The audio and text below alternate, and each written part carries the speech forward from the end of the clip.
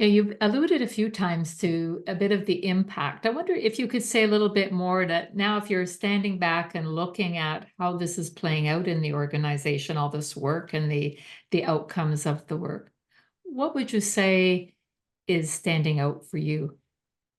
In terms of impact, I see it in a number of different ways. And I also recognize that this is a journey that we continue to be on. So I would say we finished phase one and we now have got phase two and maybe phase three to work through as we continue to work with our leaders that report into us as a senior team.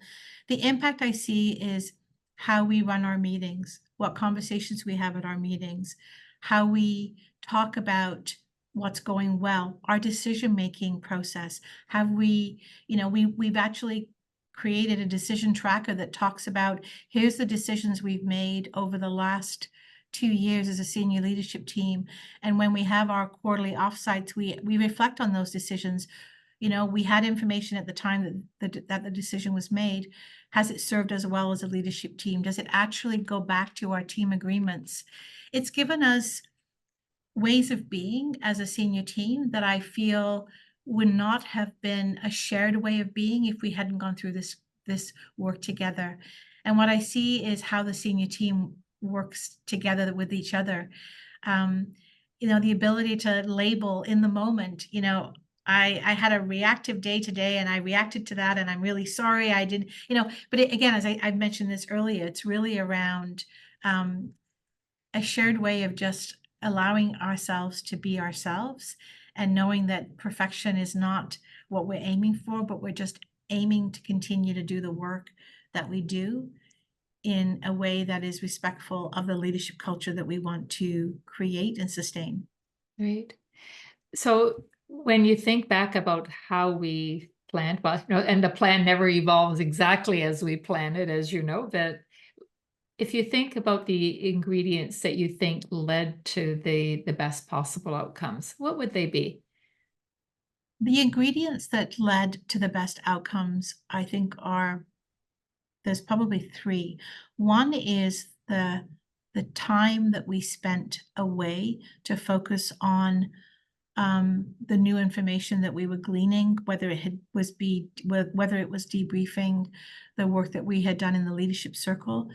It's the exposure to new tools. So throughout the course of the team coaching, we had new tools. But I also think the third element is the flexibility that we had to tailor the group work to where we were and what needed more time. So it wasn't prescribed. It wasn't, well, week one, we're going to do this, and week two, we're going to do this. And I'm using them sequentially, but they may be, week one and week six, whatever that time span is. We had a plan. We had an overarching plan that we anticipated to work through. And then we flexed. We flexed based on where the team was at. And I think that was one of the things that I really appreciated about working with the Courage Group, is that flexibility to meet us where we were and for us to trust the process. At times, I know, we can be type A, impatient. We want to get through this, but it's not about checking the boxes of doing the work. It's about the transformation that takes place in between the boxes. And I'll have to think about how to articulate that. Change takes time, and it's not a one and done. It's iteration. It's going back. It's looking at, this is what we agreed to, but that it isn't sitting with us today. What do we need to do to tweak that? And I always appreciated that balance of content, tools, and individuals had, based on what they were working through, we had access to different journals, or there was a book that you would recommend, and all of these things were complementary and augmented the work that we did in our face-to-face time, as well as the work that we did individually. And so there was practices that you continued, and I would add that your commitment and your modeling the way also was the factor, was one of the main success factors, that you were all in. And then at the end of the time with us, what we heard is that the team was all in too. Yeah. So yeah, that was pretty exciting to see that.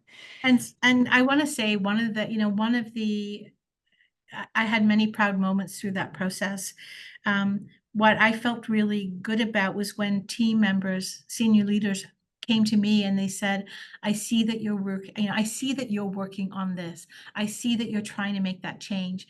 And A, that they felt comfortable enough to say that to me, and B, that they noticed, right? They noticed that it wasn't about being perfect. It was about they can see that I'm making gains in trying to work on something that I verbalized to them that I was working on. So I think as leaders, it's really important that you have the courage to be vulnerable, to acknowledge that you are not perfect, not that anyone is. As a CEO, you hold yourself to a high bar, but you're still a human being. You still are going to resort back to a way of being that is not your best self, and you begin again. It reminds me of meditation. You begin again. You stopped focusing on the breath and you were wandering somewhere, and but you began again. And every day leadership really is about beginning again. It's a fresh new day, and we all want to do our best, and I'm very proud of the work that the team has done. And I feel very blessed and fortunate that we were able to go through this process together. Right. And it was a privilege to be able to accompany on that journey. That sounds like a great summary of our work together. But just in closing, is there anything else you'd like to say about leadership by design, effective leadership by design? Any last words? Anything you haven't said that you maybe would like to say? Thank you for the invitation to do that. I've tried to pepper in through the course of this conversation many of the things that I wanted to share about this process, which I felt was very effective. I would say that I did not expect at the end of this journey that the level of change that occurred within myself, within the team. And I feel that, and it's not just, again, we talked about the work that goes into it, and it's so important. I never expected the amount of change that would occur as we went through this process. And it does take work, but it's work that is so valuable and so critical. It's very difficult to lead. And when you equip leaders with tools that allow them to be the most effective leaders that they can be, that is always an investment that is a good investment. Because at the end of the day, we're here for our patients, we're here for our staff, and we're here to provide effective care. Wow, that's we could have just opened the door and you could have talked us through. So thank you for sharing all of this with us and for the vulnerability to also share the journey with us and publicly. So I appreciate it, and I look forward to following the continued journey of your team and the path too. So Thank you, Michelle. It's been a pleasure.